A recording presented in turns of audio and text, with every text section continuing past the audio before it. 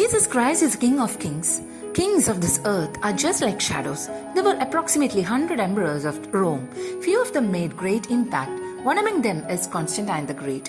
മറ്റു പലർക്കും ഇല്ലാത്ത ദ ഗ്രേറ്റ് എന്ന ആഡഡ് ടൈറ്റിൽ അദ്ദേഹത്തിന് സ്വന്തമായതിനു കാരണം he decided that Christianity would be the state religion of his kingdom.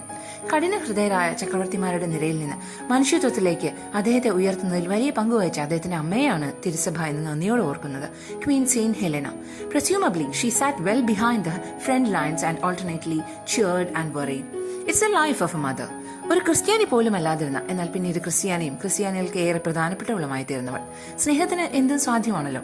കാലങ്ങൾക്ക് ശേഷം ക്രിസ്തുവിന്റെ യഥാർത്ഥ കുരിശ് കണ്ടെത്തിയത് തീർച്ചയായും ചരിത്രത്തിലെ ഒരു വലിയ അധ്യായം തന്നെ. Helena was a woman of great faith. She made a pilgrimage towards the Holy Land for that. She had great concern for the poor and spent money for many Christian causes. She is a patron saint of difficult marriages, divorced people, converts and archaeologists.